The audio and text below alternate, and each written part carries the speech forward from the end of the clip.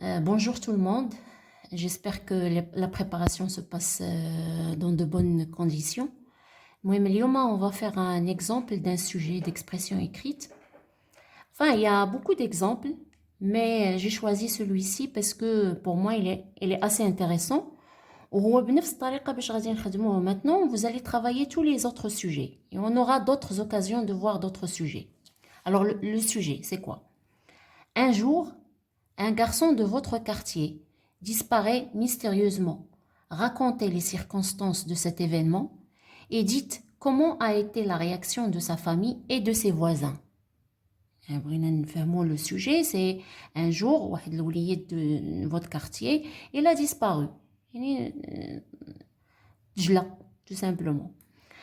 Mystérieusement, ça veut dire vous ne savez pas comment elle a disparu. Est-ce que c'est quelqu'un qui l'a kidnappé ou bien il a suivi un chat ou l'elmoïm? C'est à vous d'émettre des hypothèses. Le sujet, شنو racontez les circonstances de cet événement. Quelles sont les circonstances qui veulent le problème et dites comment a été la réaction de sa famille et de ses voisins. كيفاش تعاملوا الناس لا العائلة ديالو ولا حتى les voisins, ça veut dire le giran diallo, comment ils ont réagi face à ce problème de la disparition d'un enfant.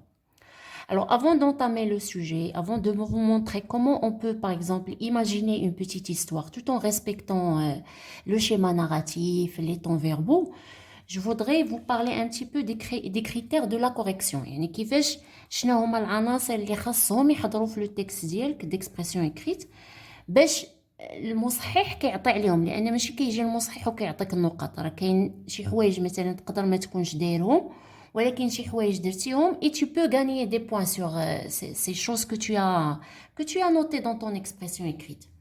Donc pour les critères, alors on a à peu près 4 critères. Le premier critère, c'est quoi? C'est ce qu'on appelle le respect, d'accord, je l'écris, le respect de la consigne, hein, le respect de la consigne. Alors c'est quoi la consigne? C'est le sujet. هاد la consigne هذا زعما اشنو بغاو منك في لو تكست، واش انت احترمتي هذاك الشيء اللي كتبتي، واش داك الشيء اللي كتبتي ولا ديك l'expression écrite il répond exactement à ce que tu as à ce que ils ont demandé dans le sujet. ماشي مثلا هما طلبوا منك une histoire où il y a un enfant qui est disparu ou qui a disparu وانت غتعاود لهم une histoire où il y a je sais pas quoi un souvenir de je ne sais quoi ou là un événement, un accident de la route. Là, c'est que le texte il contient des éléments, un champ lexical, شي حاجة اللي عندها علاقة بهذا le texte. D'abord, c'est le respect, c'est ce qu'on appelle le respect de la consigne. Alors, ce respect de la consigne, normalement, il doit être noté sur un point. بمعنى حتى لو ما نجحتيش انك تعاود مزيان وانك تعطينا لي زيتاب ديال لا ديسباريسيون شنو طرا ولي سيركونستانس ولا رياكسيون دو لا فامي كتعطيك ان بوين. علاش؟ لان داك لو تكست ديالك فيها لا ديسباريسيون دان انفون. Ça, c'est ce qu'on appelle le respect de la consigne. Alors, le deuxième critère, c'est ce qu'on appelle la cohérence. Hein, c'est ce qu'on appelle la cohérence narrative.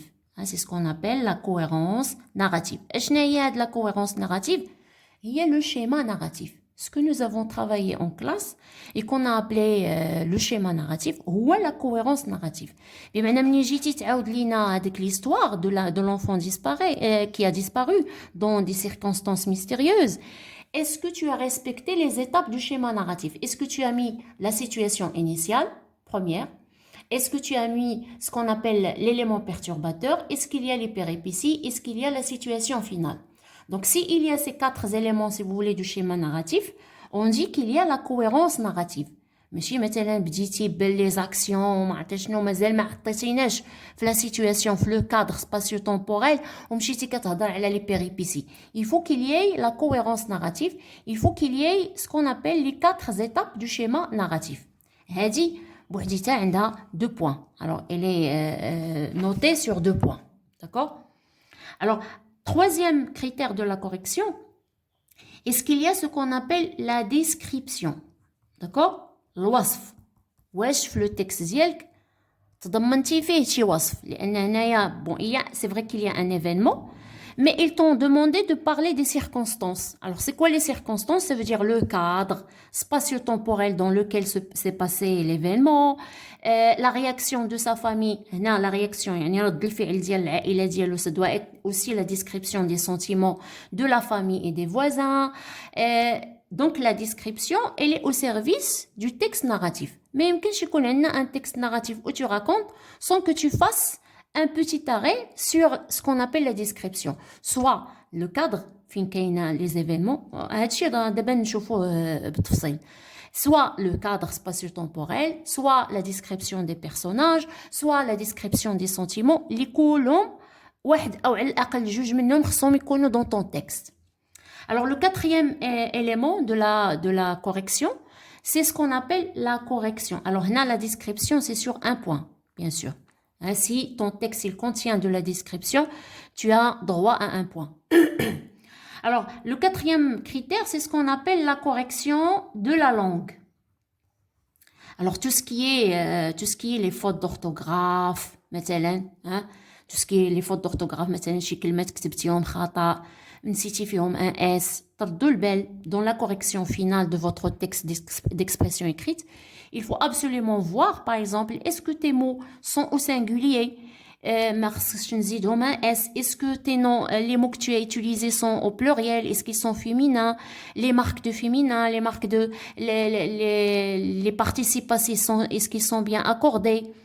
Et surtout, une chose très importante dans la correction de la langue, c'est surtout ce qu'on appelle les tons. Donc, les tons que tu as utilisés pour raconter.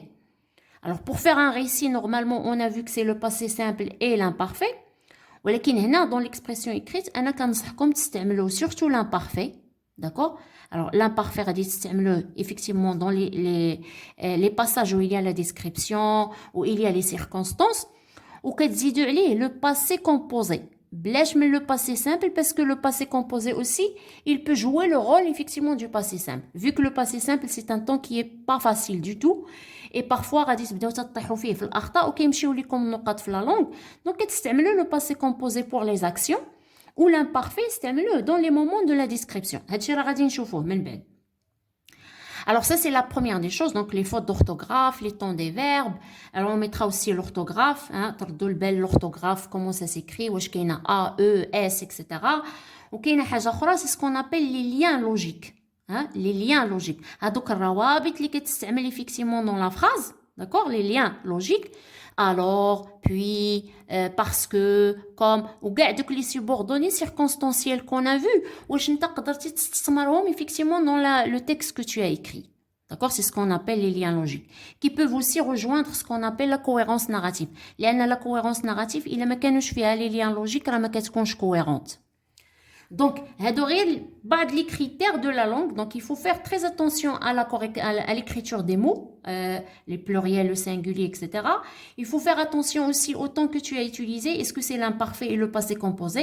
Mais tu il y a le conditionnel, le futur, l'imparfait. Non, utilise l'imparfait pour certains passages descriptifs et le passé composé pour les actions. Les péripéties, diront au passé composé.